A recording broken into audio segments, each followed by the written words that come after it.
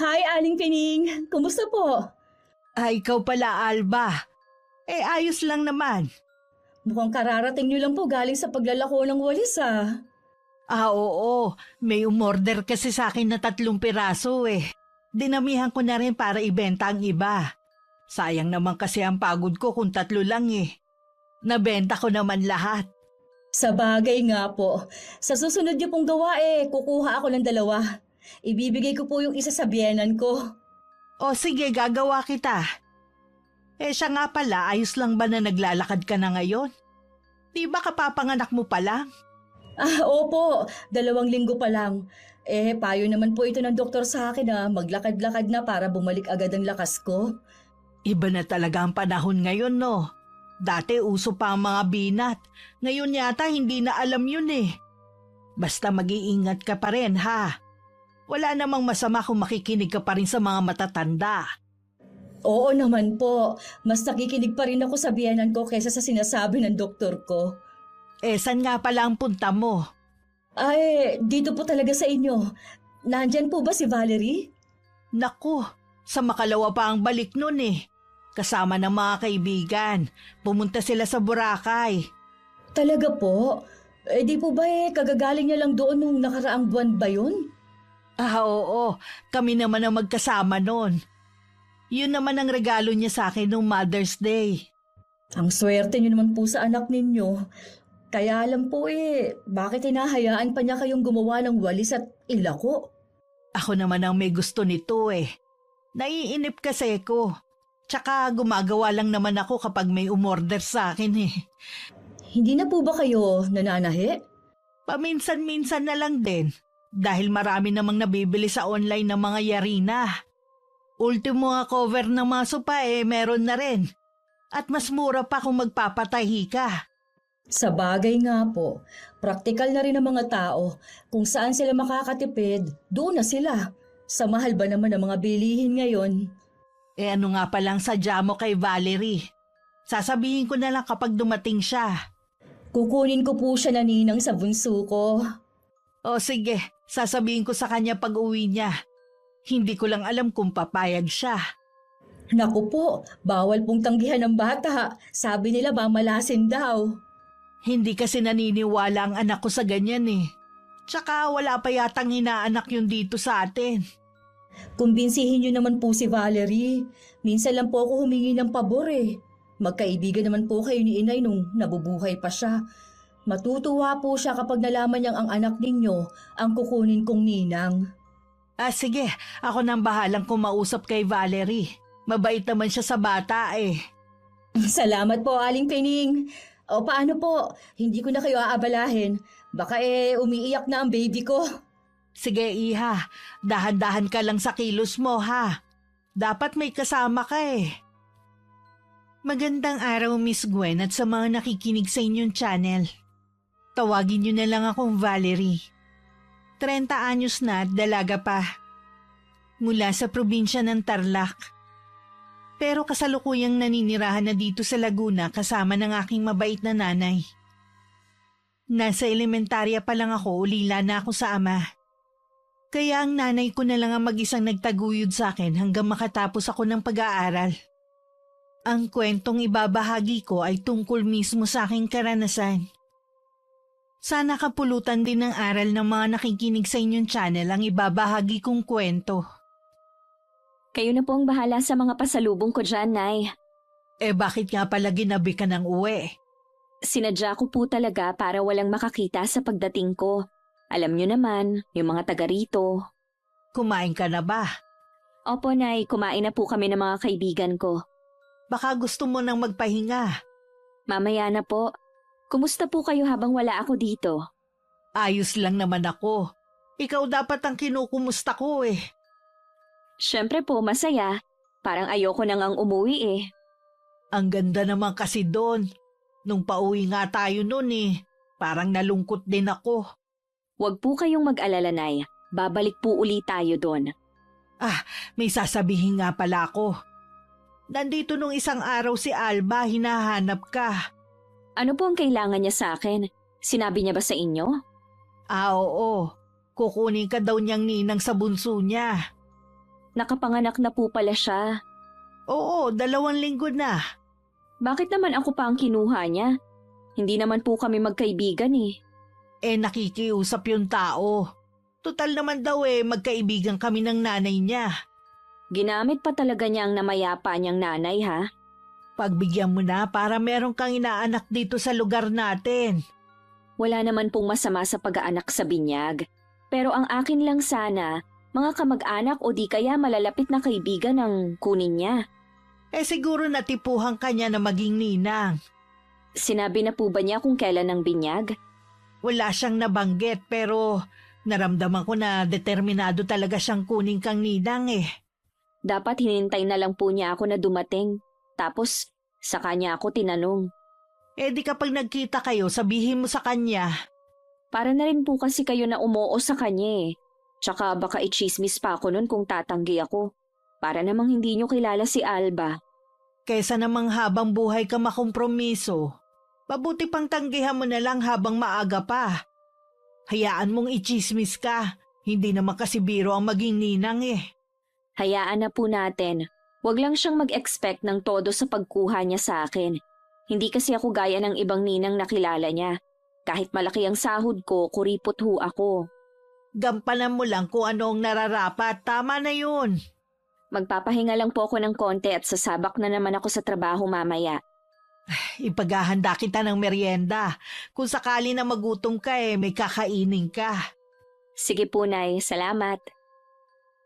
May 5 taon na akong VA at masasabi kong maayos naman ang trabaho ko. Priority ko ang aking ina at maibigay ang mga pangangailangan niya. At ang pangalawa ay ang makapag-ipon. Bumagay naman sa akin ang klase ng trabaho ko. Dahil hindi naman ako palalabas ng bahay simula pa noon. Wala rin akong kaibigan sa lugar namin. Lahat ng kaibigan ko nakasama ko sa galaan nakilala ko lang online. Halos pare-pareho ang kwento ng buhay namin. Mula sa pagiging hikaw sa buhay, nagsumikap hanggang makatapos. At ito kami ngayon meron ng matatawag na magandang trabaho. Ang dami namang nakalistang ninang at ninong. Para kahit bongga ang binyag ng bunso natin, mababawi naman natin ang gastos. Si Valerie ba ito na anak ni Aling Pining? Hindi naman kayo close nun Wala na kasi akong maisip na pwedeng kunin Ang dami nating mga kamag-anak na pwede maging ninang Marami nga, kaya lang puro naman walang-wala sa buhay. Baka sa halip na sila ang malapitan ng anak natin, baka sila pang lumapit para humingi ng tulong. Gusto mo ba yon? Sigurado ka ba dyan kay Valerie na maaasahan siya ng anak natin balang araw? Kasi hindi naman natin siya kilala ng gusto Sa tingin ko naman, hindi ako mapapahiya sa kanya. Siya ba mismong nakausap mo ng inanok mong maging ninang? Si Aling Pining lang ang nakausap ko. Hindi naman siguro siya tatanggi Ewan ko lang Parang alanganin ako dyan kay Valerie Suplada din kasi. Minsan kapag nakakasalubong ko, hindi naman bumabati Bakit mo naman nasabi na alanganin ka? Natural na hindi ka niya babatiin, hindi ka niya kilala Parang wala naman siyang inaanak dito sa lugar natin. Ang alam ko tumatanggi siya kapag kinukuha siyang ninang Sa pagkakaalam ko, noon yon dahil wala pa siyang trabaho. Ngayon may trabaho na siya. Kung saan-saan na nga siya nakakarating Ganong buhay ang gusto kong maranasan. Bahala ka na nga.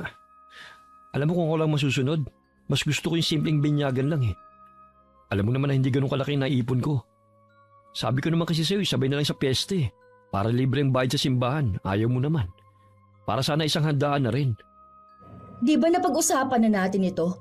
Ayoko na isinasabay ang binyag ng mga anak natin sa piyesta. Ang iniisip ko lang kasi ang pagiging praktikal. Ayoko na pagkatapos ng handaan baon naman tayo sa utang. Kaya nga pinipili ko lang ang kukunin kong ninong at ninang. Ang dami mong reklamo. Doon ka na nga muna. Bantayan mo muna si baby. Huwag mo muna akong abalahin dito. Dumating si Alba sa bahay namin para dalhin ng imbitasyon sa binyag. Nagkataon na wala ako. Dahil lumuwas ako ng Maynila para makipagkita naman sa pinsan ko. Si inay lang ang nadatnan niya na kasalukuyan pang nananahi. Pinatuloy muna siya at pinaghanda ng maiinom. Pasensya ka na, Alba, ha? Tuwing pumupunta ka rito lagi may lakad si Valerie. Ayos lang po, Aling Pining. Ibibigay ko lang naman po itong imbitasyon. Naabala ko po yata kayo. Kanino po yung tinatahi ninyo? Sa amin lang naman to. Binilhan kasi ko ng tela ni Valerie. Subukan ko daw gawing punda ng unan. Ang ganda po ng tela. Malamig sa mata. Oo nga Mahal nga ang bilin niya sa 1 yarda Saan nga po pala pumunta si Valerie? Lumuwas ng Maynila. Makikipagkita siya sa pinsan niya. Mabuti pa po si Valerie. Kapag gustong umalis, madali lang sa kanya. Ang layo na talaga ng narating niya. Oo nga. Ito siguro ang kapalit ng mga paghihirap niya noon. Dapat po. Hindi rin siya nakakalimot sa mga taong dahilan kung bakit narating niya kung nasaan siya ngayon. Sa akin lang siya may utang na loob dahil ako ang nagpaaral sa kanya. Ganun po ba? Akala ko po kasi kaya siya nakapag-aral dahil may tumulong sa inyo na kamag-anak. Kaya nakapag-aral ang anak ko dahil scholar siya. Nag-working student din siya para makatulong sa akin. Sino naman ang nagsabi sa'yo na may tumulong sa kanya na kamag-anak ko? Naisip ko lang po yun. Huwag po kayo magalit. Walang imposible sa taong may pangarap at porsigido sa buhay. Yan ang tandaan mo. Oo nga naman po. May boyfriend po ba si Valerie ngayon? Wala. Dahil hindi naman daw yun ang prioridad niya sa ngayon Irereto ko pa naman si Aljon sa kanya. Yung kapatid mo bang tinutukoy mo? Wala na pong iba. Pasensya ka na, iha, ha? Hindi naman sa minamata ko ang kapatid mo. Pero hindi ang tulad niya ang magugustuhan ni Valerie. Kilala ko kasi ang anak ko na suplada Nakapagtapos lang po si Valerie. Parang tumayog na rin po siya. Hindi naman sa ganon. Kaya lang syempre mamimili rin ang anak ko. At saka wala pa nga sa isip niya ang pumasok sa isang relasyon. Malay po natin, magkainlaban sila. Gwapo naman po ang kapatid ko at mabait pa. Yun nga lang, walang permanenteng trabaho. Yun kasi ang mahalaga ngayon kapag papasok sa isang relasyon. May iba nga po pala ako. Ang dami naman pong staff toy dito. Kay Valerie po ba ang yang lahat? Oo. Yung iba bigay sa kanya at yung iba naman binili niya. Baka naman pwedeng mahingi para sa mga anak ko. Kahit yung maliliit lang po Naku, hindi ko pwedeng pakialaman yan Hindi naman sa akin yan. Pakisabi naman po sa kanya. Sigurado naman na hindi yung tatanggi O sige, babanggitin ko na lang sa kanya pag uwi niya. Siya nga po pala. Pwede ko ba mahingi ang Facebook ni Valerie? May group chat kasi ang mga ninong at ninang. Doon kasi kami nag-uusap ng mga para sa binyag Kailangan pa ba yun? May imbitasyon na naman Iba na po kasi ngayon. Ganyan na ang kalakaran, kahit po sa kasal meron na rin. Sandali. Kukunin ko lang ang cellphone ko. Ang ganda naman po ng cellphone nyo. Hindi ba kayo nahihirapan gamitin? Noong una, nahihirapan. Pero nasanay na rin ako katagalan. Gusto ko na nga ito kasi malinaw ang camera ito ang Facebook niya. Ewan ko ba kung bakit ganito ang pangalan niya. Kaya po pala hindi ko makita ang Facebook niya. Hindi pala Valerie ang pangalan niya. Kahit po sa social media nagtatago ang anak nyo. Akala ko dito lang sa lugar natin. Inumin mo muna ang juice habang malamig pa. Oo nga po pala, nakalimutan ko na. Ang sarap po ng timpla nyo. Anong oras po kaya makakauwi si Valerie? Malamang gagabihin yun. Tuwing lumuluwas kasi siya lagi nang ginagabi ng uwi. Dapat po hindi siya masyado nagpapagabi sa pag-uwi. Delikado na po kasi ang panahon ngayon. Lagi ko naman siyang pinapaalalahanan. Alam niya na kung paano protektahan ng sarili. Mabuti po nakikinig naman siya. Nag-iisa niyo pa naman siyang anak. Hindi pa sana uuwi si Alba pero sinundo na siya ng anak niyang panganay. Umiiyak na raw kasi ang bunso nitong kapatid. Halata pa rito na ayaw pang umuwi at nawiwili pang makipagkwentuhan kay inay. Sinabi na lang ni inay na bumalik na lang siya sa ibang araw. At saka na lang nila ituloy ang naudlot nilang kwentuhan. Pauwi na ako nung tawagan ko si inay. Sinabi ko na wag na magluto ng ulam at may dala naman ako. Nung bumaba ako sa tricycle, gaya ng dati nagkandahaba na naman ang mga leeg ng mga kapitbahay namin. Mabuti maaga ka nakauwi. Hindi ba traffic? Medyo po, pero maaga naman po akong umalis sa Maynila. May ipinabibigay po sa inyo si Ate Gina. Ang bait talaga ng pinsan mong yun. Lagi pa rin ako naaalala. Halos lahat naman po ng kamag-anak ni Itay mababait sa atin. Mga kamag-anak nyo lang pong masyadong mababa ang tingin sa atin. Tingin ko nga biglang nag-iba na ang tingin sa'yo. Siguro nga dahil nakapagtapos ka, hindi tulad ko. Sorry, Nay, pero hindi po ako ganun kadaling makalimot sa mga ginawa nila. Kulang na lang nga paalisin tayo sa bahay na to nung mamatay si Itay. Mabuti, may naiwan na kasulatan si Itay na iniiwan niya sa inyo ang bahay na ito. Masyado pong swapang ang mga kamag-anak ninyo. Sinasamantala nila na wala kayong alam. Matagal naman na yon, kalimutan na natin. Siya nga pala, galing dito si Alba. Dinala yung imbitasyon. At hiningi na rin ang Facebook mo dahil may group chat daw kayong mga ninong at ninang. Hindi ko pa po tinitingnan mula kanina ang cellphone ko. Maliban nung tinawagan ko kayo. Mabuti nga tumawag ka agad Muntik ko nang maisalang ang iuulam ngayong gabi. Alam ko naman po kasi ang oras ng pagluluto nyo. Kaya tinawagan ko kayo agad. Gusto ko po kasi kayong makasabay sa hapunan. Ako rin naman. Sa hapunan lang kasi tayo nagkakasabay May bigla pala akong naalala. Ano po yon?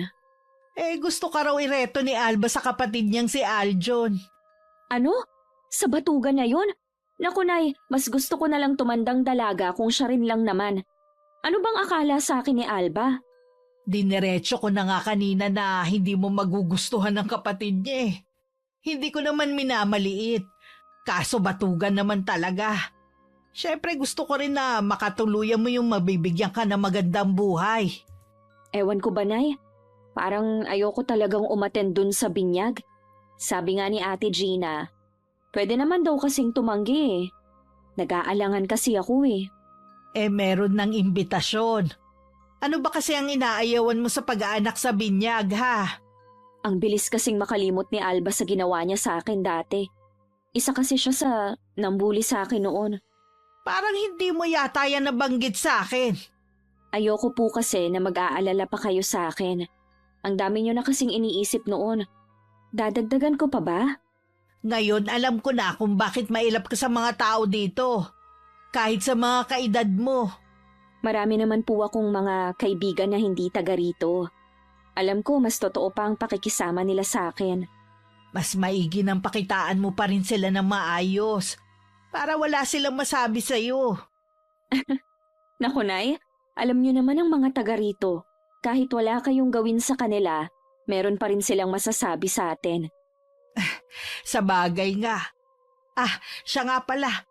Yan bang nakadisplay mong mga laruan Hindi mo pa ipamimigay ang iba. Huwag niyo pong sabihin na hinihingi ni Alba. Oo, ibibigay daw niya sa mga anak. Parang lahat na nga gustong hingin sa atin Yung maliliit po pwede niyo nang ibigay sa kanya. Sigurado naman na babalik yun dito. Tsaka na lang natin ibigay sa kanya. Hindi pa rin pala nagbabago si Alba. Noon pa mahilig na siyang mga arbor na mga bagay na gusto niya. Sa pagkakaalam ko nga may grupo siya nung nag-aaral kami at siya mismo ang leader. May mga kaklase nga ako nung high school na kinuhanan niya ng gamit ng sapilitan. Pinagbantaan pa nila na kapag nagsumbong, aabangan ng grupo niya pag-uwian na. Hindi ko maiwasang mapailing nung maalala ko ang nakaraan. Isang hapon, kagigising ko lang na maisip kong tumambay sa labas ng bahay namin. Gumagawa na naman kasi ng wali si inay. May umorder daw kasi sa kanya na 8 piraso. Oh, gatas lang ba ang iinumin mo? Mamaya na lang po ako kakain. Gusto ko lang pong mainitan ng sikmura ko. Ihahatid niyo po ba yan sa umorder sa inyo? Dadaanan na lang ng anak niya rito sa bahay pagkagaling sa trabaho. Akala ko kayo pang magdadala niyan sa kabilang barangay. Baka lugi kayo sa pamasahe pa lang. Wala po bang gumagawa sa kanila ng walis? Sa inyo pa talaga nagpagawa. Meron naman kaya lang nga hindi kaong. Ganitong walis kasi ang gusto niya eh. Kung ako lang po ang masusunod, ayoko na sanang gumawa pa kayo ng walis. Kaya lang sabi niyo nga, naiinip naman kayo. Ayaw niyo naman kasing magbakasyon sa Laguna eh. Namimiss na rin po kayo ng mga kamag-anak ni tatay. Ang tagal niyo nang hindi nagpapakita sa kanila. Hayaan mo. Isa sa mga araw na to dadalawin ko sila. Pero gusto ko kasama ka. Naisip ko nga po yung sinabi ni Ate Gina. Na ano? Doon na lang tayo tumira. Wala naman tayong sariling bahay dun eh. Nakakaya naman kung makikitira tayo sa kamag-anak ng tatay mo. Di ba matagal na po tayong pinapauwi ni Lola doon? Kayo lang po itong ayaw. Nahihiya kasi ko sa lola mo. Hindi naman lingid sa'yo na ayaw talaga sa akin ng lolo't lola mo noon. Matagal na naman po iyon. Hindi na sila galit sa inyo. Kapag po kasi dinadalaw ko sila noon, wala naman po silang binabanggit sa nakaraan. Si Alba, papunta rito. Si Alba po pala yan? Ang laki na ng ipinagbago ng itsura niya ngayon. Oo nga, 3 na rin kasi ang anak eh. Ang panganay yata 12 anyos na. Hi, Aling Pining! Valerie, buti na abuti na kita. Nabanggit ba ng nanay mo na ilang beses akong pumunta dito? Oo, nabanggit nga ni Inay. Kumusta na? Kahit nasa iisang lugar lang tayo, madalang lang tayo magkita. Ito, maganda pa rin naman kahit 3 na ang anak. Nasa bahay na nga lang ako at ang asawa ko lang ang nagtatrabaho. Ikaw naman kasi, bihirang lumabas ng bahay eh. Minsan naman, makipag-bonding ka sa mga ninong at ninang para mapag-usapan na rin ang tungkol sa binyag ng anak ko. Busy rin kasi ako sa trabaho eh. Pero titingnan ko rin. Isinali rin pala kita sa GC natin ha. Makijoin ka naman doon. Sige, titingnan ko. Siya nga pala, kukunin ko lang yung mga hinihingi mong laruan sa akin. Sandali kukunin ko lang. Balak na rin pala niyang ipamigay. Mabuti na banggit mo. Sigurado matutuwa ang mga anak mo. Meron na din po kasi sa bahay na mga stuffed toy. Binili ko nung dalaga pa ako. Gusto ko lang po kasing dagdagan pa. Naisip ko na masyado ng matanda si Valerie para sa mga ganong laruan. Ganun ba? Eto na inilagay ko na sa plastic. Marami-rami din yan. Saan mo to binili? Sa mall lang. Yung sa amin kasi sa bahay, galing pang abroad. Kapag nagbabakasyon ng mga pinsan ko, nagpapabili ako. Ngayon ba hindi ka na nakakapagpabili? Minsan na lang. Busy pa kasi mga pinsan ko ngayon eh. Siya nga pala Valerie. Meron akong announcement sa GC natin. Pakicheck na lang ha. Sige mamaya titingnan ko. Ang sipag niyo po talagang gumawa ng walis. Order pa kasi to sa akin eh. Nahihiya naman akong tanggihan.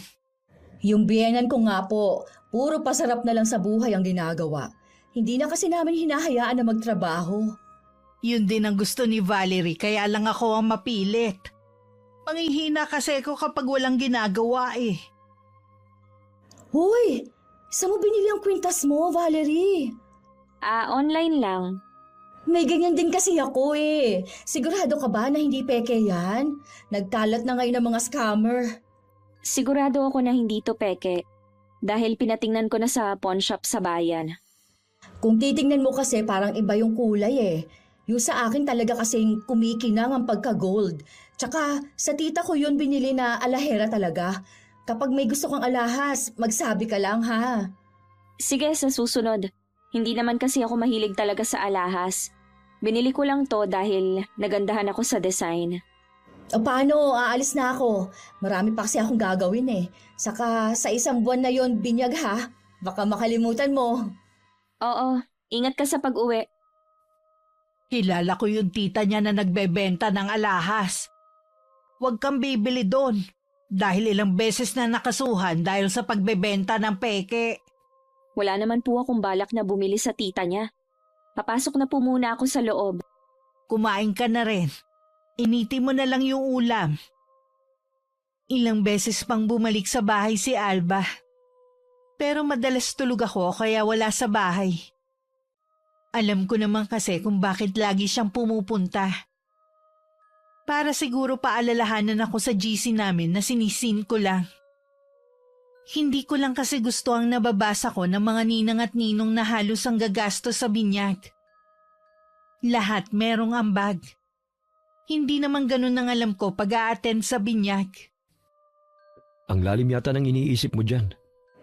Hindi kasi nagpaparamdam si Valerie eh. Hindi din siya sumasagot sa GC namin. Siya kasing nakatoko sa pagbabayad ng rerentahan nating resort eh. Kung dito kasi sa bahay masikip, hindi kakasya ang mga bisita. Sana personal mo na lang sinabi sa kanya. Eh lagi kasing tulog o wala sa kanila. 1 linggo na lang eh, binyag na. Kinukulit na ako ng caretaker ng resort na magbigay na ng down payment. Yun daw kasi ang sabi ng may-ari. Eh baka naman ayaw ni Valerie ng ganyang style sa binyag. Tayo mapapasubo niyan eh. Halos lahat naman na nagpapabinyag ay katulad ng gagawin natin. Hindi na uso yung makalumang binyagan na a-attend tapos magbibigay ng pakimkim. Sabi ko naman kasi sa'yo, simplihan na lang natin ang binyag. Dahil kapos din tayo sa panggastos. Ayoko nga. Ano na lang ang sasabihin ng mga kamag-anak natin? Kita mo naman na halos lahat ng pinsan ko bongga ang pabinyag ano? Tapos ako simple lang. Kung lagi ka na lang maiinggit sa kanila at makikipagsabayan, malamang mamulubi na tayo. Lagi kasing ganyan ang bukang bibig mo eh. Ayaw mong itanim dyan sa kukote mo na makakabawi din tayo sa gastos. Bahala ka na nga. Huwag mo na akong sisisin sa bandang huli. Basta gawin mo lang ang pinagagawa ko, hindi ka masisisi. Nang hindi makatiis, pumunta ulit sa bahay si Alba. Kahit natutulog ako, nakiusap siya kay inay na gisingin ako. Akala naman ni inay importante ang sadya niya. Kaya napilitan siyang gisingin ako. Uy, pasensya na kung naistorbo kong tulog mo ha. Ayos lang. May emergency ba? Ha? Ano kasi, hindi ko alam kung nababasa mo yung nasa GC natin. Bawat ninong at ninang kasi may nakatoka na ambag. Nababasa ko naman. Kaya lang hindi kasi ako sang-ayon kaya wala akong sinasabi. Hindi ako mayaman para magbayad ng renta ng buong resort. Minsan lang naman yun eh. Hindi mo ba gagawin para sa bata? Ang tungkulin ng isang ninang, maging pangalawang ina, hindi para kami ang gumastos sa luho ng anak mo. Pasensya ka na, magbaback out na ako maging ninang. Mabigat kasi ang tungkulin na binibigay mo eh, hindi ko kayang gampanan. Hindi pwede. Nasa listahan ng pangalan mo. Sige, kung hindi mo kaya, wag na lang. Iba na lang siguro ang... Ang dadalhin ko lang regalo at pakimkim. Kung ayaw mo, hindi na ako tutuloy. Yun kasi ang alam ko kapag uma-attend sa binyag eh. Ilang beses na kasi akong nagninang. Ganyan lang naman ang ginagawa ko. Sige, umattend ka na lang kahit anong dala mo. Basta wag ka lang mawawala sa binyag ng anak ko ha. Sige, aalis na ako. Yun lang naman ang sadya ko. Nung makatalikod si Alba, nag-send pa ako ng isang mahabang mensahe sa GC na ginawa niya. Tungkol yun sa tungkulin ng isang ninong at ninang. Halos lahat ng naroon sumang-ayon sa akin. Hindi talaga ako makapaniwala na ipasasagot sa iyo ang renta sa resort. Anong akala nila sa iyo, maraming pera? Hindi mo naman obligasyon yun ah. Gusto nila pala ng bonggang binyag, dapat pinaghandaan nila. Kapag nabasa niyo sa GC ang mga gusto niyang ipasagot sa mga ninong at ninang, baka ma-high blood kayo. Wag mo nang ipabasa. Doon pa lang sa gusto niyang ipasagot sa iyo umiinit na ang ulo ko. Akala yata niya maiisahan niya ako. Lalakihan ko na lang ang pakimkim ko sa anak niya. Yun lang ang magagawa ko sa bata. Ilang araw bago ang binyag, ibinalita sa akin ng pinsan kong si Ate Gina. Napatay na ang lola namin na nanay ni Itay. Kinailangan naming umuwi ng Laguna para sa burol at libing. Na tumagal din ng mahigit 1 linggo. Nag-chat na lang ako kay Alba at naiintindihan naman daw niya yun. Maghahanap na lang daw siya ng proxy ko. Isang kahon ang dala ko nung umuwi kami sa amin. Pamana daw yun sa akin ni Lola. Itinabi ko muna sa kwarto ang bagay na yun. Si nanay na rin na nagdala ng regalo ko at sobrang naglalaman ng pera sa bahay ni na Alba ng araw na yon. Hindi na masama. Galante pala talaga yun si Valerie. Hindi nga ako nagkamali ng pagkuha sa kanya bilang ninang ng anak natin. Kahit naiinis pa rin ako sa kanya. Alam ko naman kasi na kaya niya. Ayaw lang niya talaga maglabas ng pera para sa pambayad sa resort. Sana lang hindi makarating sa kanyang paninirang ginawa mo. Hindi naman kasi siya nagsabi na rerentahan yung resort na malapit dito sa atin eh. Tapos pinalabas mo doon si may-ari na siya may gusto at nag-back out lang siya. Hindi naman nila yun kilala eh. Kaya malabong makarating sa kanila yun. Sana nga. Sayang nga sumabay pang pagkamatay ng lola niya sa binyag. Hindi ko tuloy siya naipakilala sa kapatid ko. Bagay pa naman sila. 1 taon lang ang tanda ni Aljon sa kanya. Kung magiging sila, swerte ng kapatid ko kahit hindi na siya magtrabaho. Hindi niya magugustuhan ng kapatid mo. Wala nang ang trabaho, puro bisyo pang inaatupag. Malay mo naman magbago siya kapag naging sila ni Valerie. Ang dami nang naging nobya ng kapatid mo. Nagbago ba siya? Hindi naman, di ba? Tinuturuan mo lang na maging batugan ng lalaking yun eh. Alam mo rin kasi na makikinabang ka rin kay Valerie kapag naging sila. Ano naman? Kung magiging sila, dapat lang na pati tayo makinabang sa kita niya, di ba? Ngayon pa nga lang pumapalag na si Valerie. Hindi mo siya mauto kahit maging sila pa ng kapatid mo. Ay nako, lagi ka kasing kontra sa mga sinasabi ko. Lingid kay Alba, nagdadala rin ng walis si inay sa resort na malapit sa amin. Sinabi nga ng may-ari ang tungkol sa sinabi nito. Na ako talaga ang may gustong magbayad ng renta para sa pagdadausan ng binyag noon. Huwag kayong maniwala. Hindi naman pumayag ang anak ko eh. Ninang lang naman siya. Bakit siya ang sasagot sa renta dito sa resort nyo? Hindi naman po ako naniniwala sa babaeng yun eh. Kaya lang naman gusto dito idaos ang binyag dahil dito rin yung handaan ng pamangkin niya nung nakaraang taon. Inggitera kasi ang babaeng yun. Ang malas naman ng anak mo. Naging kumari pa niya si Alba. Ayaw sana ng anak ko dahil hindi naman sila magkaibigan. Kaya lang nahihiya din syempre at nakikisama rin. Mag-iingat na lang kamo siya dahil ang kumari niya, nuknukan ng pagkainggitera at chismosa. Kita niyo nga ginawan agad siya ng kwento. Mabuti na lang hindi ako naniwala, kundi yung caretaker lang nitong resort. Salamat Aiza dahil sinabi mo sa akin to. Wala talaga kaming kaalam-alam sa ginawa ni Alba eh. Mag-iingat na lang kami sa kanya.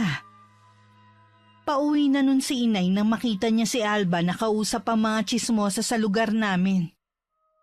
Narinig pa niya ang pangalan ko na topic ng mga yun. Sabi maganda daw ang trabaho. Magkano lang ibinigay na pakingking sa anak ko? Tapos yung damit na regalo, nako, parang sa bangketa lang binili. Parang gusto ko tuloy pagsisihan na kinuha ko pang ninang ang Valerie na yun. Gusto ko sanang itapon yung damit eh. Nakakadismaya kasi. Ikaw naman kasi ayaw mo munang kilatisin. Kita mo nga ang bahay lumang-luma na. Kung totoo nga na malaki ang sahod niya, di sana nakapagpagawa na ng bahay. Nanay nga niya naglalako pa rin ng walis hanggang ngayon. Tapos ang anak niya, gala ng gala. Kaya hindi ako nakikipag-usap sa mag-inang yon. Ayoko ng mga plastik at akala mo mga kung sino. Nakatapak pa rin naman sa lupa. Pwe! Naiiling na lang si inay na sa iba na lang dumaan para hindi siya makita ng mga yun. Pagdating sa bahay, galit naman niyang ikinuwento sa akin ng mga narinig. Ipinapakita ko lang na baliwala sa akin ng mga sinabi niya. Pero sa loob ko, apektado rin ako. Hayaan niyo na lang po sila. Wala lang silang magawa, lalo na si Aling Dolor. Nagagalit kasi yun dahil hindi ko pinautang. Ano ba naman kasi yung hiniram niya dati, sabi binayaran na. Wala naman siyang binibigay sa akin. Mabuti nga yun, ipinakita na agad ni Alba ang tunay niyang kulay. Sana hindi na lang kita pinilit na tanggapin ang pagiging ninang ng anak niya. May kasalanan din ako. Ayos lang po yun, Nay. Wala namang kinalaman ng bata eh. Masakit din naman kasi sa akin na marinig na pinipintasan niya ang mga bigay mo. at siniraan ka pa sa may-ari ng resort. Mabuti na lang mabait si Aiza at hindi naniwala. O ngayon, alam niyo na po kung bakit ayokong makipagkaibigan sa mga taga rito. Kahit ano kasing mabuti ang gawin mo sa kanila, meron pa rin silang masasabi sa atin na hindi maganda. Mas lalo ko pang sinubsubang sarili ko sa trabaho. Si Inay lang ang laging nakakasalubong ni Alba. Ngumingiti naman daw sa kanya ang kumari ko. Pero oras na maramdaman niyang gustong makipagkwentuhan, umiiwas na lang siya. Mula kasi nung marinig ni Inay na sinisiraan ako nito, nawalan na siya ng gana. Bakit ka na naman nakasimangot dyan? Para kasi akong iniiwasan ni Aling Pining eh. Bakit mo naman nasabi yan? Ilang beses ko na kasi siyang nakakasalubong, puro ngumingiti lang siya. At kapag tatangkain ko naman siyang kausapin, nagdadahilan siyang may gagawin o may pupuntahan pa. Eh hindi naman siya ganun dati ah. Baka naman kasi nakarating na sa kanyang ginagawa mong paninira sa anak niya. Alam mo bang kakilala pala nung may-ari ng resort si Aling Pining? Nakita ko kasi silang magkausap. Para magkaibigan nga eh. Baka isinumbong ka na. Pakialam ko, tayong naperwisyo noon at napahiya ano. Sana kasi pumayag na lang si Valerie. Patunayan niyang kaya niyang rentahan ng resort. Tumigil ka na kasi sa mga ginagawa mo. Porke tahimik lang ang mag-ina, inuubos mo naman ang pasensya nila.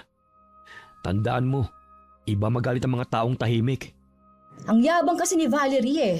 Wala nga nakakaalam kung ano ba talaga ang trabaho niya. Baka mamaya may sugar daddy lang pala siya.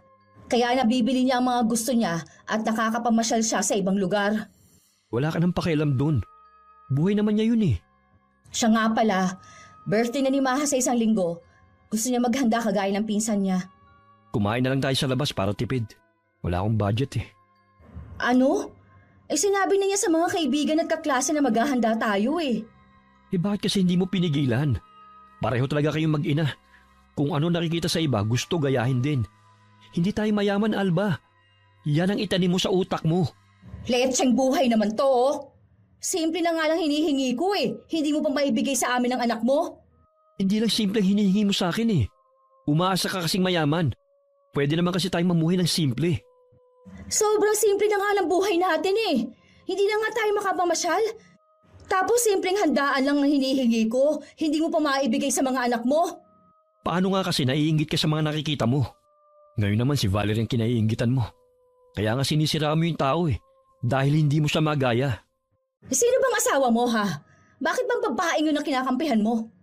Hindi ko siya kinakampihan. Sinasabi ko lang ang maling ginagawa mo. Gusto mo bang gayahin ka ng mga anak mo? Hindi naman ako magkakaganito kung hindi dahil sa'yo. Sana hindi na lang ako nagpakasal sa'yo kung ganitong buhay rin lang ang ibibigay mo. Ikaw to may gusto na magpakasal na tayo eh. Dahil akala mo mapera ako dahil nakabenta kami ng lupa. Grabe kasi yung pagkagahaman mo eh. Hindi totoo yan no. Alam mong mahal kita kaya gusto ko magpakasal na tayo noon. Huwag mo nang itanggi. Ako mismo nakarinig sa pag-uusap niyo ng kapatid mo. Kung gusto mo makakuha mga bagay na gusto mo, matuto kang magtrabaho. Akala mo naman ganun kadali? Sino ang mag-aalaga sa anak natin? Gusto namang alagaan nila yung anak natin eh. Total, hindi mo naman pinadedede sa yung bata. Hindi na ako sanay magtrabaho, alam mo yan. Ang sabihin mo, gusto mo lang nakasahod lagi ang kamay mo tuwing sweldo ko. Nasira na ang lumang TV namin dahil sa tagal na rin. Nag-aaral pa ako noon, gamit na namin yun. Panunood lang naman ng isa sa libangan ni Inay kaya binilhan ko na siya ng bago. At mas malaki kesa dati. Sakto namang dineliver yun sa bahay nung dumating si Alba. Ay, ganyan din ang tatak ng TV namin. Mas malaki nga lang sa amin. Kinuha namin sa home credit. Siguro pareho tayo ng kinuhanan sa bayan. Cash ko binili to sa mall. Nung isang araw ko pa to binili, ngayon lang dineliver. Oh, talaga? Mabuti may pambili ka. Oo naman, lahat ng gamit namin binibili ko ng cash. Ayoko kasi ng nangungutang. Kaya nga pala ako nandito para itanong kung may alam kang trabaho na pwede kong pasukan. Gusto ko yung tulad sana sa'yo. Sayang, naunahan ka na ng kaibigan ko eh. Nagpapahanap din kasi yung kaibigan ng boss ko. Tamang-tama, kailangan pa ng isang client tong kaibigan ko. Siyang nirekomenda ko. Ano bang natapos mo? Di ba nga, high school lang kasi nag-asawa na ako? Ah, oo nga pala, hindi ko na maalala. Sasabihan na lang kita kapag meron. Aasahan ko yan ha. Naiinip na kasi ako sa bahay kaya gusto ko rin mag-work from home. Wala yata ang nanay mo. Nasa palengke. Pauwi na rin yon. Kanina pa umalis eh. Oh, siya na yata yung sakay ng tricycle. Siya na nga. Sandali lang ha. Tutulungan ko lang magbaba ng mga pinamili. Iniwan ko lang sandali si Alba para tulungan si inay. Habang papasok ng bahay, sinabi ko rin na dumating na ang TV na binili ko para sa kanya. Hindi naman maitago nito ang saya. At nauna pa sa akin pumasok. Ang laki naman nito. Sabi ko naman sa'yo kahit na maliit lang okay na sa akin. Sigurado mahal to. Ayos lang po yan, Nay. Maranasan man lang natin ang magkaroon ng malaking TV. Hindi bagay ang ganyang kalaking TV sa sala nyo. Dapat nga talaga yung maliit lang. Malaki kasi ang bahay namin kaya bumagay yung malaki naming TV. Hindi ko na pwedeng ibalik yan kaya okay na rin naman na yan ang nabili ko. Ang dami nyo naman pinamili, Aling Pining. Buti na uubos nyo yan. Oo naman, hindi talaga ako matipid sa pagkain Ganon din kasi ang gusto ni Valerie. Ganon din kami sa bahay. Minsan, nasasayang na lang kasi sa labas din kami kumakain. Kapag nagkukulang naman, umuutang na lang kami sa tindahan ni Aling Tessie. Matagal na kaming hindi umuutang sa tindahan. Mula nung magkaroon ng trabaho si Valerie. Ganon din po kami. Hindi lang po maiwasan dahil nga wala laging barya si Aling Tessie. Kaya laging bukang bibig ililista na lang niya. Nagkakaroon tuloy kami ng utang. Hindi niyo po ba ilalabas sa kahon ng TV? Mamaya na lang siguro. Uunahin ko muna tong mga pinamili ko. Maiwan ko muna kayo ha. Dito lang ako sa kusina. Sige po, Aling Pining. Lahat ba sa palengke ninyo binibili? Yung iba sa grocery store na. Tsaka para makagala na rin. Ibang-iba na talaga ang buhay nyo kaysa dati, Natatandaan ko pa noon, puro kayo utang sa tindahan. Salamat talaga sa tumulong sa'yo para makapagtapos ka. Scholar ako at nag-working student din para makapag-aral. Si nanay ang naghirap, kaya sinusuklian ko lahat ng mga sakripisyong ginawa niya sa akin. Di ba nabanggit na yan sa iyo ni inay? Akala ko tinulungan kayo ng kamag-anak ng nanay mo. Ang ibig ko sabihin may kaunting ambag sila. Wala Kahit kailan, hindi nila kami tinulungan, kaya wala akong utang na loob sa kanila. Kung meron man silang sinasabi sa amin ngayon, wala akong pakialam. Siguro nahalata ni Alba ang pagbabago ng mood ko. Kaya nagpaalam na siyang uuwi. Tsaka naman lumabas si inay mula sa kusina. Alam ko narinig niya ang mga sinabi ni Alba. Nakakaramdam na rin tuloy ako ng inis sa kumari ko. Ikinabit ko na lang ang TV para makapanood na mamaya si inay. Pagdating sa kanila, hindi na naman maipinta ang mukha ni Alba. Bakit na naman ganyan ang mukha mo? May bagong TV sina Valerie. Ano naman? Ang laki ng TV nila, akala ko utang. Binili pala ng kumare natin ng cash. Kaya naman niya yun dahil malaki yung sahod niya Nagpapahanap nga ako sa kanya ng trabaho. Kaya alam para minamata niya ako Dahil hindi ako nakatungtong sa kolehiyo katulad niya. Ano ba sinabi niya? Sasabihan na lang daw niya ako kung meron. Pero alam ko na hindi niya ako tutulungan. Mali mo naman tulungan ka ng tao. Matuto ka kasi maghintay. Grabe. Dalawa na nga lang sila ang dami pang mamalengke ni Aling Pining. Iba pa yung grocery nila Kahit maliit ang bahay nila, kumpleto naman sa gamit. Alam mo siguro mas maganda kung hindi ka napupunta sa kanila para hindi ka na nahihinggit. Bakit ba? Lagi mo nang ipinamumukha sa akin na inggitera ako, Totoo naman kasi. Pati anak natin nahahawa na sa ugali mo. Ayun, umiiyak si Mahad na napahiya daw siya sa mga kaklase niya. Sinabihan daw siyang sinungaling ng mga kaklase niya.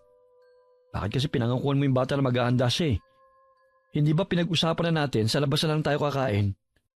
Akala ko kasi makakagawa ka ng paraan Ikaw magpaliwanag kay Maha. Hindi siya nakikinig sa akin. Nasaan ba siya? Nasa kwarto, kanina pa nagbumukmok. Sige, ako nang kakausap sa kanya. Nang sumunod na araw, maraming naririnig sa inay na mga kwento tungkol sa akin mula sa ibang tao. Siguro daw ang nagpapakalat ng maling balita ay ang kumari kong si Alba. Dahil abala ko sa trabaho ko, hindi ko nalang binibigyan ng pansin. Pero iba pala kapag ako na mismo ang nakarinig ng hindi magandang salita tungkol sa amin ni inay. May bibilin sana ako noon nang marinig ko ang sinabi ng tiyahin ni Alba. Isang malakas na tikim lang ang ginawa ko para tumigil sila. Bigla naman nagpulasan ng mga kausap niya at bigla siyang napatungo. Kaya kong tanggapin ang sinasabi niyo sa akin. Pero ingat kayo sa mga binibitawan niyong salita sa nanay ko. Mas di hamak naman na matino at mabuti siya kaysa sa inyo, na tumanda na lang sa paninira sa mga tao. Binabalaan ko kayo. Hindi ako kasing bait ng nanay ko. Kung gusto niyong makita kung paano ako magalit, ipagpatuloy niyo lang ang ginagawa niyo. Hindi naman makatingin ng diretso ang matandang babae sa akin. Iniwanan ko pa siya ng malalim na titig bago tumalikod at naglakad palayo. Hindi na rin ako bumili ng kailangan ko sa tindahan. Oh, nasa na ang pinabibili ko sa iyong arina? Hindi po ako bumili eh. Naabutan ko po kasi na nandun ang tiyahin ni Alba at ang iba pa. Nag-iinit ang ulo ko nung marinig kong pinag-uusapan nila kayo. Sa mismong bibig ni Aling Chona ko narinig na kaya namatay si Itay dahil sa sama ng loob dahil anak niyo daw ako sa ibang lalaki. Matagal ko na yung naririnig. Hindi ba nila nakikita ang pagkakahawig mo sa tatay mo? Mga taong yun talaga, oo. Basta meron lang maibato sa atin. Mga hindi iniisip ang sinasabi. Sige lang, ubusin nila ang pasensya ko. Hindi nila magugustuhan ang gagawin ko. Kung ipapablatter mo sila sa barangay, naku, sanay na ang mga yun sa reklamo sa kanila. Hindi na nila yun iniinda. Mga manhid na nga sila eh. Iba po ang gagawin ko sa kanila. Nay, pakilista niyo nga po sa isang pirasong papel ang mga pangalan ng mga chismosa sa atin.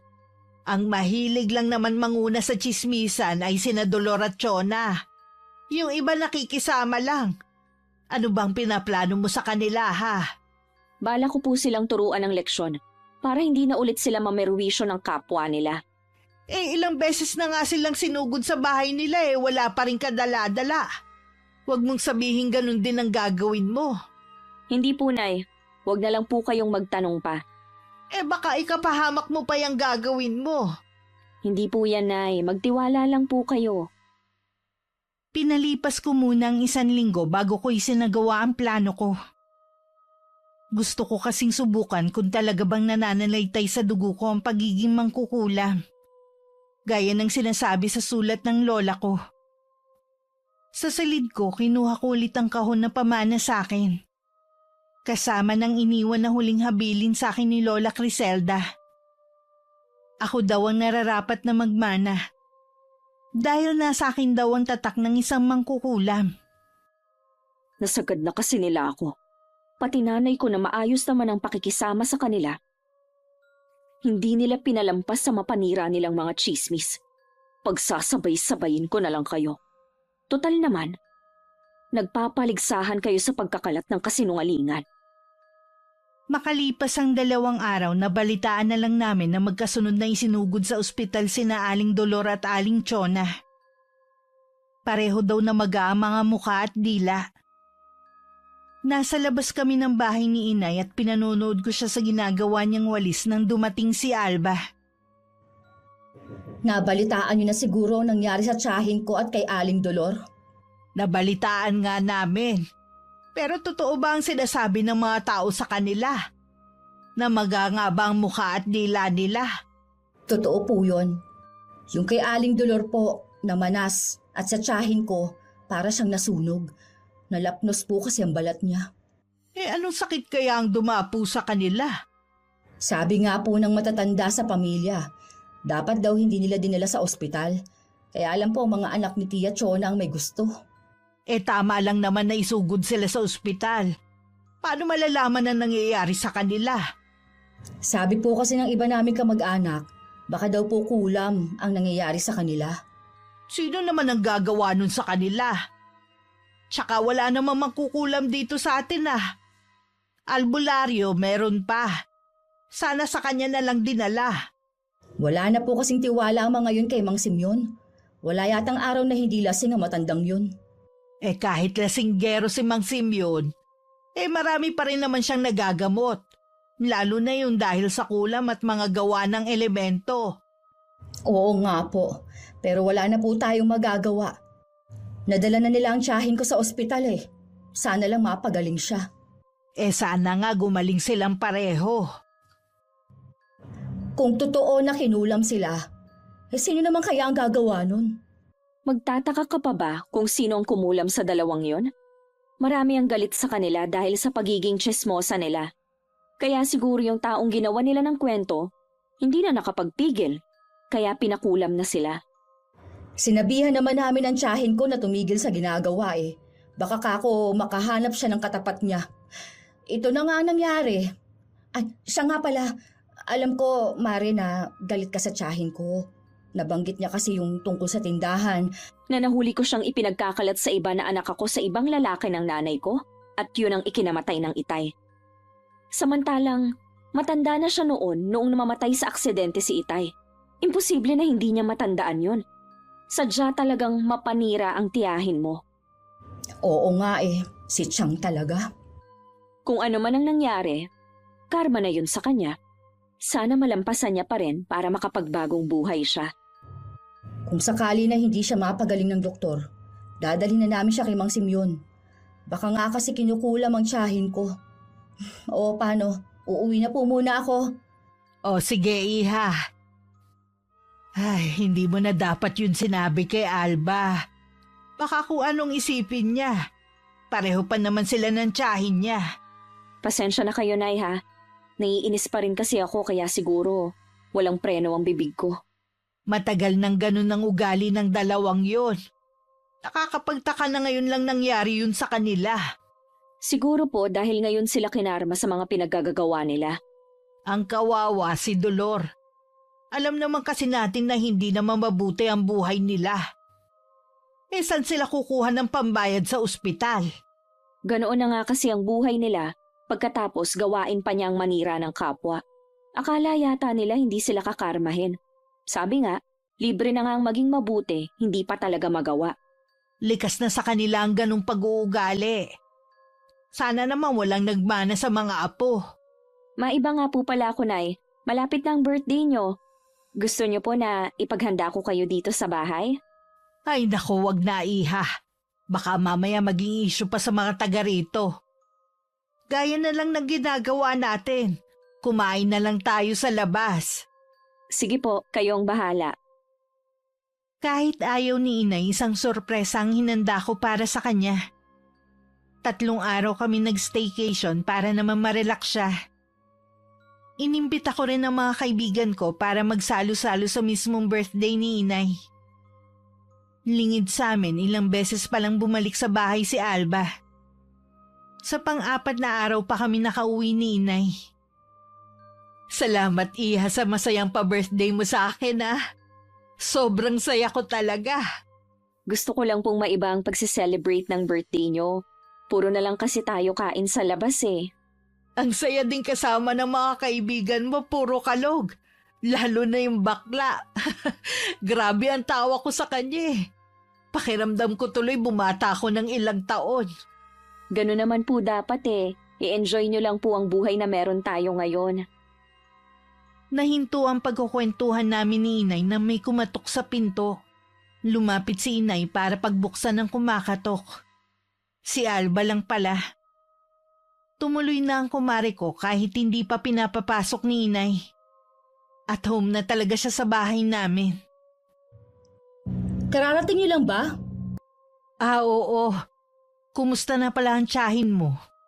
Bumubuti na po ang lagay niya. Napilitan na rin po silang ipatingin kay Mang Simeon. Tama nga po kami. May kumukulam sa kanya. Talaga?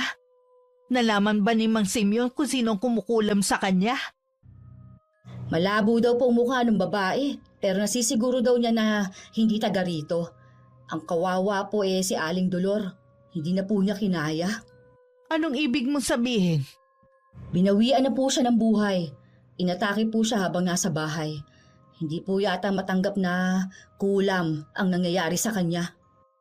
Kawawa naman. Ilang araw na nga po ako nagpapabalik-balik dito para sana humingi ng tulong para kay Aling Dolor. Kayo na lang po ang hindi nakakapagbigay. Obligado ba na magbigay lahat ng tao? Hindi naman. Kaya lang alam ko naman na may kakayahan kayo na magbigay. O ito, pasensya ka na kung yan lang ang nakayanan namin. 500 lang? Bakit? Ikaw ba? Magkano ang ibinigay mo?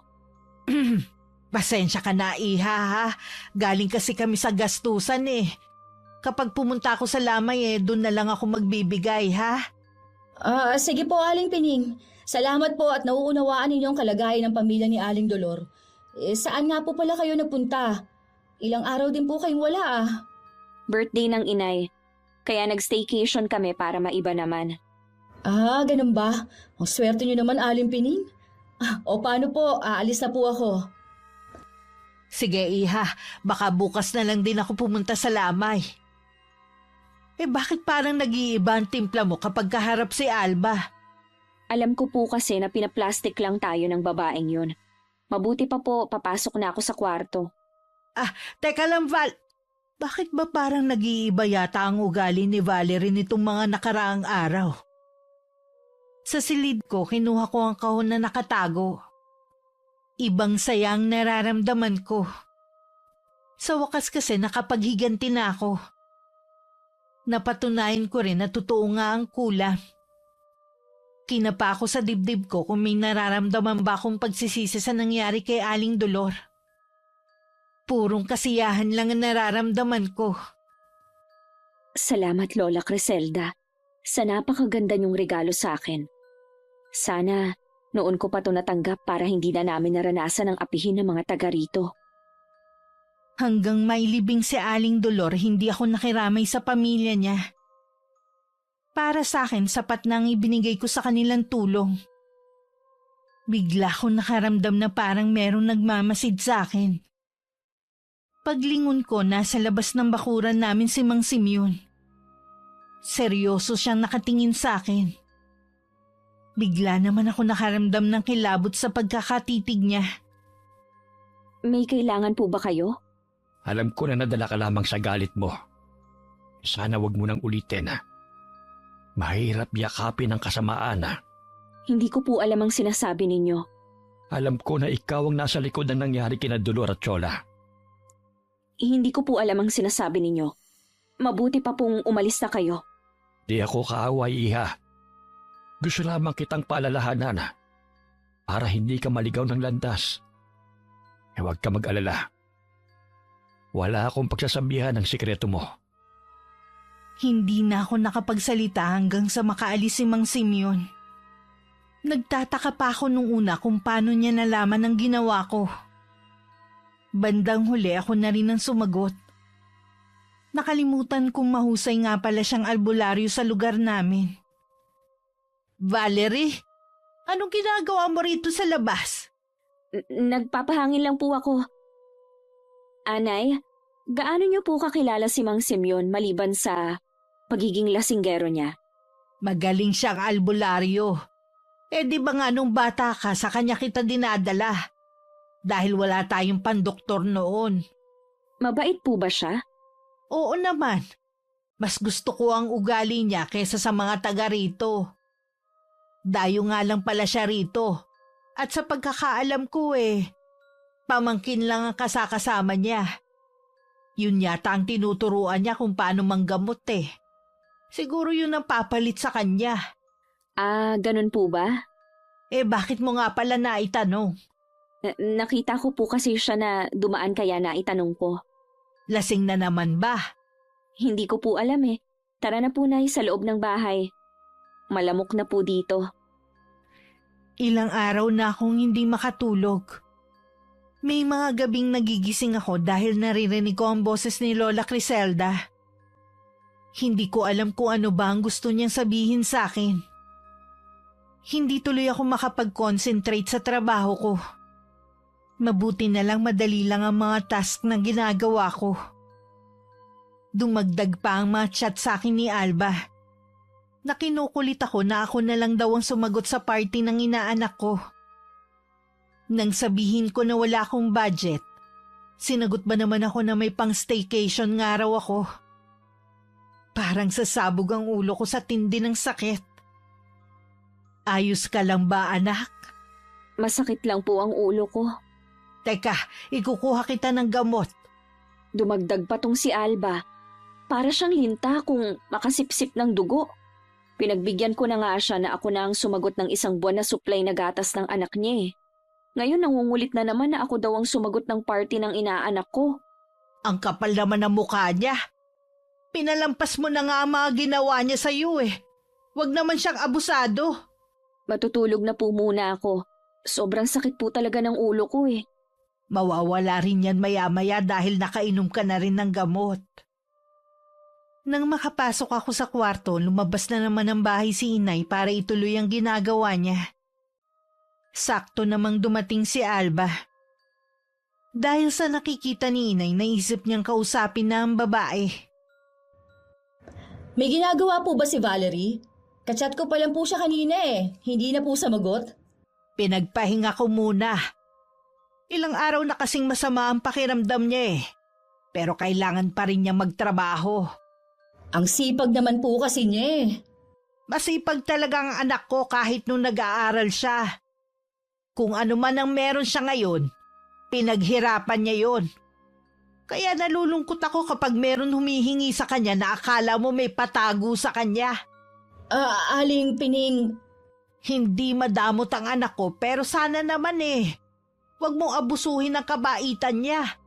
Hindi naman niya obligasyon ng party para sa anak mo eh. siya naman po ang may gusto nun. Siya ito nagpresenta na gagastusan ng birthday party ng anak ko. Huwag ka na magkaila pa. Nabasa ko ang mga chat mo sa kanya. Nangungulit ka at kinukonsensya mo pa siya na nagawa niyang mag-staycation kami. Pero ang anak mo hindi mapagbigyan. Hindi pinupulot ng anak ko ang pera niya. Huwag niyo naman po ako ipahiya sa mga tao. Naririnig niyo lang sinasabi ninyo. Nahihiya ka sa kanila pero hindi sa anak ko. Alam namin ang ginagawa mong paninira. Pero ni minsan hindi ka kinumpronta ng anak ko. Tama na po. Sobra naman kayo makapagsalita. Ang yabang niyo porket nakakaangat na kayo sa buhay ah. Bakit? Nakahiga na ba kayo sa pera? Gusto ko lang na matauhan ka sa ginagawa mo. Magbabayad po kayo sa ginawa ninyong ito. Hindi kayo kakampihan ng mga kamag-anak ninyo dahil sa sama ng ugali nyo. Huwag mo akong takutin sa sarili kong bakuran. Umiiyak na umuwi sa kanilang bahay si Alba.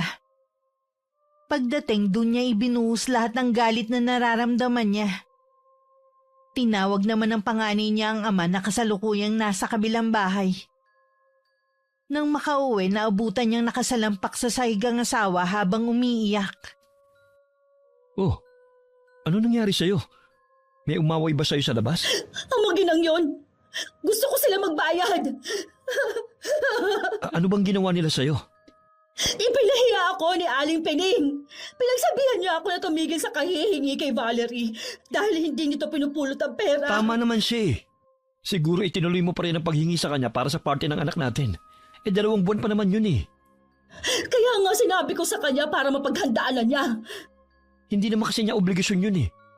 Ninang lang siya ng anak natin. Huwag mo naman siyang pigain. Tignan mo tuloy nangyari sa'yo. Magbabayad sila ng mahal. Isinusumpa ko. Yang pagiging inggitera mong naglalagay sa'yo sa alanganin eh. Kailan ka ba makukontento sa buhay kung ano meron tayo? Huwag mo hanapin sa ibang mga bagay na gusto mo. Tigilan mo na nga ako! Paulit-ulit na lang ang sermon mo sa akin. Sa halip na gumawa ka ng paraan kung paano mo maibibigay ang mga gusto ko, puro ka nalang pangaral sa May akin. hangganan ng kakayahan ko. Anong gusto mo, magnakaw ako? Ha? Oo! Mabuti pa nga! Mabuti pa maghiwalay na lang tayo. Sawang-sawa na ako sa ugali mong yan. Sige, umalis ka! Mabuti pa nga eh! Baka ikaw ang mahala sa buhay ko! Ni hindi mo nga ako mabilhan ng bagong cellphone eh! Baon na nga tayo sa utang dahil sa pagsunod ko sa kapritsyo mo. Bahala ka na magbayad sa mga yon. Mula nang kausapin ni inay si Alba, hindi na siya nag-chat sa akin. At hindi na rin pumupunta sa bahay. Lingid sa akin dahil hindi nito nakuha ang gusto sa akin. Kung ano-anong kwentong ipinagkakalat nito sa ibang tao. Merong hindi naniniwala, pero mas marami ang naniniwala sa kasinungalingan niya. Pagkatapos magkalat ng tsismis si Alba, naisip naman niyang dalawin ng tiyahin na malapit sa kanila ang bahay. Mula nung makulam ang matandang babae, hindi na to nakapagsalita ulit. Ikinuwento niya ang mga ginawa niya sa akin. Imbis na matuwa ang matanda, naiyak pa to at sumenya sa pamangkin. Naiintindihan ko po ang ibig ninyong sabihin, pero hindi po mangyayari sa akin ang nangyari sa inyo. Wala naman pong alam sa kulam ang mag-inang yun. Gusto ko lang pong makaganti sa kanila. Kung hindi ko makuha ang gusto ko, ay di sisiraan ko na lang sila sa ibang tao.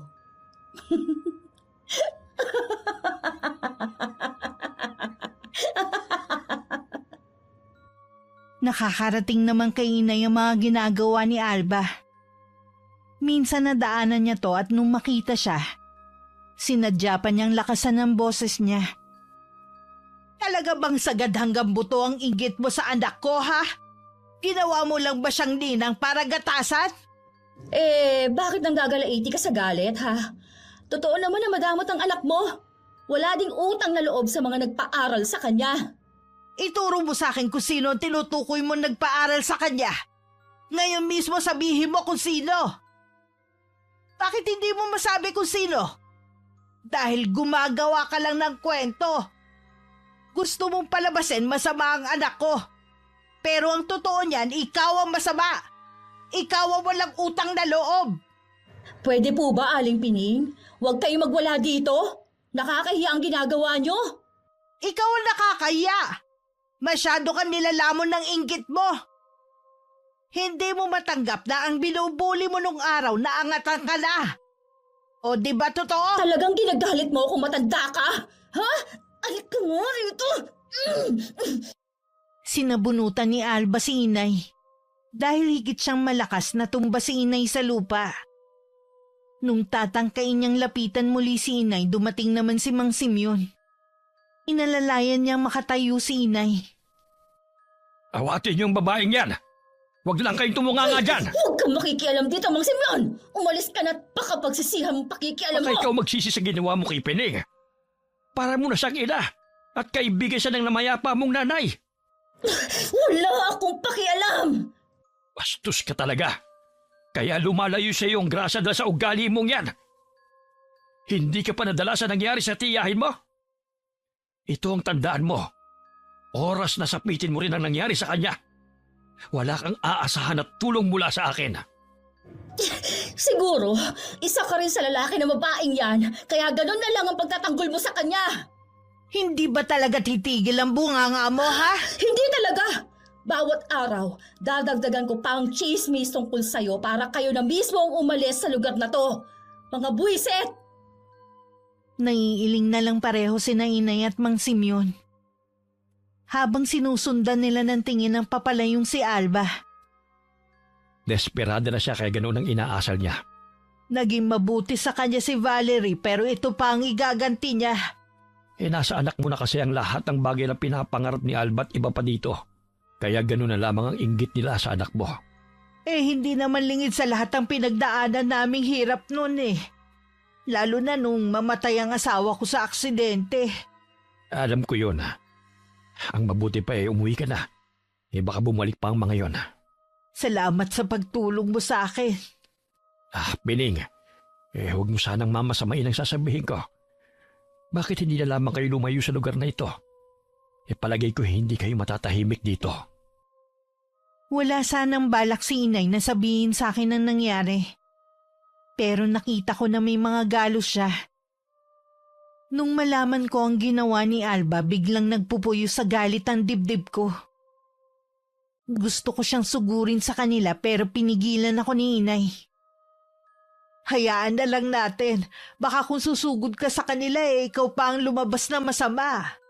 Wala talagang kwentang mga taga rito. Paano kung hindi dumating si Mang Simeon? Di nabugbog na kayo ni Alba. Kaya labis din ang pasasalamat ko kay Mang Simeon Siya na lang yata ang nag-iisa na tunay na nagmamalasakit sa atin Naisip ko tuloy ang sinabi niya. Ano pong sinabi niya? Mas makakabuti daw kung lalayo tayo rito. Hindi naman daw kasi tayo matatahimik na dito. Sa palagay ko tama siya. Lalo na hindi na nila mapigilan ang pag-angat mo. Saan na po tayo pupunta? Sa Laguna. Di ba matagal mo nang gustong tumira doon? Dahil mas kasundo mo ang mga pinsan mo doon kesa rito. Dahil mga totoo po sila at masaya sila sa kung anong narating ko sa buhay. Di ayos na makaalis tayo rito. Opo, Nay. Kahit saan po tayo tumira basta kasama ko kayo. Bago kami umalis, sisiguruhin ko muna makakagante ko sa kumari ko sa ginawa niya kay inay. Ipapatikim ko sa kanya mabagsik kong kulam. Mas matindi pa ang dadanasin niya kumpara kay Aling Dolor at tiyahin niya. Sa loob ng kwarto, kinuha ko ang kandila na ginamit sa binyag. Yun ang gagamitin kong instrumento sa orasyong isasagawa ko. Bawat lalabas na salita sa bibig mo, may katumbas na parusa. Bihira na kaming lumabas ng bahay ni inay. Nawalan na rin siya ng gana na makipagkwentuhan sa mga kapitbahay namin. Iisang tao na lang ang kinakausap namin. Ang ahente ng bahay. Ibebenta na kasi namin to para makapagsimula na kami sa ibang lugar. Hindi na mahalaga kay inay kung may benta ng mura.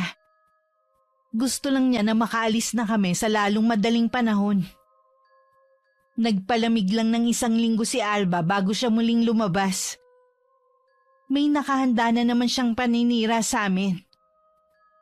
Pero nagsisimula pa lang siyang magsalita na may mga lumabas na ipis sa bibig niya. Kada magsasalita siya kung ano-anong insekto ang lumalabas. Walang salita ang makapaglarawan sa sindak ng mga tao na nakasaksi sa nangyayari. Tanging ako lang ang natutuwa habang nakamasid sa di kalayuan. Sinabi ni Inay yung nangyayari sa'yo. May kumukulam sa akin. Tulungan mo ako, Glenn. Pinahanap na namin si Mang Simeon. Wala kasi siya sa kanila Baka kung saan na naman uminom yun. Umanda sa akin kapag nalaman ko kung sino gumagawa nito sa akin. Imbis na magdasal ka, yan pa talaga ang iniisip mo. Tingnan mo nga nangyayari sa'yo. Puro kasi kasama nang naiisip mo Wala naman ako ginagawang masama para mangyari to sa akin. Alba, hanggat hindi mo tinatanggap ang mga ginawa mong kasalanan sa kapwa mo, hindi ka gagaling. Ang mag-ina kaya ang may kagagawan nito. Ang sabi mo nga malabo na sila, hindi ba? Malalaman din natin kapag dumating na si Mang Simeon. Nasaan na bang matandang yun? Kung kailang kailangan, saka naman hindi mahagilap. O sige na, magpahinga ka na muna. Gigisingin na lang kita kapag nandito na ang albularyo. Ganun na nga ang ginawa ni Alba. Nakatulog naman siya kaya lang dinalaw naman siya ng masamang panaginip. Nagising siya na may mga gumagapang na alupihan sa braso niya. Nagtitili siya hanggang pumasok sa kwarto ang asawa. Tinanggal naman ni Glenn ang gumagapang na alupihan sa kanya. Nasaan na si Mang Simeon? Ayaw niyang pumunta rito. Galit din siya sa'yo. Dahil pati pala siyang binastos mo Ba't di mo sinabi sa akin? Alam ko kasi na magagalit ka sa akin Hindi ko na alam ang gagawin ko. Hindi siya mapakiusapan ng kapatid mo. Gumawa ka ng paraan. Ayokong habang buhay na ganito. Matutuwa kasi magpakumbaba. Tanggapin mong nagawa mong kasalanan. Baka sakali maawa siya sa'yo. Ilang araw ding nagpabalik-balik si Glenn sa bahay ni Mang Simeon. Pero hindi humaharap sa kanya ang albularyo. Pag-uwi niya sa kanila, nagulat siya nang sabihin ni Alba na gusto niya magpasama sa bahay namin.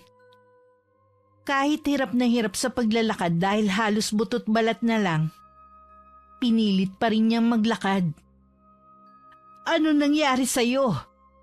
Kinukulam po siya. Hirap na rin po siya sa pagsasalita 1 linggo na po siyang hindi nakakakain. Bakit hindi niyo pa siya dalhin kay Mang Simeon? Ayaw po siyang gamutin ng albularyo dahil sa ginawa ng asawa ko. Bakit dito kayo nagpunta? Gusto pong humingi ng tawad sa inyo ni Alba. Kaya po sinamahan ko siya rito. Alam ko nagsisisi na siya sa mga nagawa niya. Pinapatawad na kita, Alba. Susubukan kong kausapin si Mang Simeon. Maraming salamat po sa inyo. Hindi ko na po kasi alam ang gagawin ko eh. Naaawa na po ako sa kalagayan ng asawa ko. Kahit mga anak namin hindi na siya malapitan. Umuwi na kayo para makapagpahinga na rin si Alba. Pupuntahan ko rin si Mang Simeon sa kanila ngayon. Nang makaalis ang mag-asawa, tsaka lang ako lumabas ng silid ko. Hindi ko maiwasang mapaiyak sa kalagayan ni Alba. Parang sumobra yata ako sa ginawa kong pagpaparusa sa kanya. Nakalimutan kong may mga anak siya na kailangan ng kalinga ng isang ina. Nay, sana po makumbinsin niyo si Mang Simeon. Naaawa din po ako kay Alba. Ang tindi talaga ng karma na dumating sa kanya. Pero sa kabila ng ginawa niya, hindi ko pa rin gusto na sapitin niya ang ganon. Sana naman po eh. Huwag na niyang ulitin ang ginawa niyang paninira sa ibang tao. Mabuti hindi pa tayo nakakaalis. Dito ka muna ha. Pupuntahan ko lang si Mang Simeon. Sige po, Nay. Itutuloy ko lang ang ginagawa kong pagliligpit ng mga gamit natin. May ilang minuto pa lang na nakakaalis si Inay nang dumating naman si Mang Simeon sa bahay. Napahagulgol na ako ng iyak sa harapan niya. Dahil sobrang nakukonsensya na ako dahil sa ginawa ko kay Alba. Tumahan ka na, Iha. Ang importante, nagsisi ka na sa ginawa mo. Nadala lang po ako ng matinding galit ko sa kanya. Ngayon po gusto ko nang bawiin ang ginawa ko. Nakikiusap po ako sa inyo, gamutin niyo na po siya. Gagaling na siya dahil binawi mo na ang sumpa mo sa kanya. Talaga po? Oo, kaya ipanatag mo ng kalooban mo. Mangako ka lamang na hindi mo na ulit gagawin yon. Hindi na po pangako yan. Hindi ko kailanman ginusto na makapanakit ng kapwa ko. Pinuntahan pa rin ni Mang Simeon ang kumari ko nung araw na yun. Nanghihina na to dahil walang kain at tubig na iniinom. Unti-unti na naghihilom ang kanyang mga sugat sa katawan dahil sa mga kagat ng insekto. Nung idilat niya ang mga mata, nasa tabi niya ang asawang si Glenn at ang albularyo. Napahagulgol na lang si Alba nang mapagtanto na magaling na siya. Salamat po sa inyo, Mang Simeon. Patawarin niyo po ako sa mga sinabi ko noon. Sana may natutunan kang aral sa ginawa mo. Matanda na ako. Baka sa susunod na may kumulam ulit sa'yo. Wala na ako sa mundong ito. Wala nang gagamot sa'yo. Magiging mabait na po ako simula ngayon. Babaguhin ko na po ang ugali ko. Abuti naman. Paano? Alis na ako. May pupuntahan pa kasi akong inuman eh. Marami pong salamat sa inyo, Mang Simeon. Basta alagaan mo mag-iina mo, ha? Sana magtagal pa siya sa mundong ito. Kailangan pa natin ng isang katulad niya. Siguro kung titigilan niya na ang pag-inom, hahaba pa ang buhay niya. Siya nga pala, may nakarating sa aking balita na alis na ang mag-ina sa lugar natin. Ha? Bakit kaya? Hindi ko alam. Ibinenta na pala nila ang bahay nila. Wala na talaga silang balak na bumalik pa rito. Alam ko na isa ako sa mga dahilan kung bakit mas pinili nilang lumayo na lang. Ang sama ko talaga. Siguro yun na rin ang mas makakabuti para sa kanila. Hindi lang kasi ikaw ang may matinding inggit sa mag-ina. Marami pang mga taga rito. Kasama ng mga kamag-anak ng nanay niya. Gusto ko sanang makausap si Maring Valerie bago sila umalis. Mabuti na rin na makapag-usap kayo at makahingi ka ng tawad sa kanya. Kakaiba ang lungkot na nararamdaman ko ng mga sandaling yun habang nakatingin ako sa bahay namin. Mula pagkabata, wala kaming binago sa bahay. Nandun din lahat ng alaala ni Itay. Sadya lang talaga na hindi kami para sa lugar na yun. Baka paulit-ulit ko lang gawin ng orasyon para maipagtanggol siya. Konti na lang ang ikakarga ng mga gamit namin sa inarkilan truck. Sa dami ng iniisip ko, hindi ko na malayan ang pagtabi sa akin ni Alba. Maring Valerie, Ikaw pala, kumusta na? totoo nga na aalis na kayo. Dahil ba sa akin? Matagal na rin na gusto ni inay na umalis dito. Yun kasing mga kamag-anak ni Itay, gusto nila na doon na kami tumira. Isasauli mo pa ba ang kandila? Hindi. Pwede ka pa naman humingi sa akin para sa inaanak ko. Yung kaya ko lang sanang ibigay. Ang maalala mo lang ang anak ko sa mga halagang okasyon, sapat na sa akin. Hindi na ako hihingi ng kahit na ano sa'yo. Pasensya na kung napakaswapang kong kumare. Inaamin ko na ang buhay na meron ka ngayon ay ang pangarap ko noon pa. Naniniwala ako na magagawa mo din matupad ang mga pangarap mo.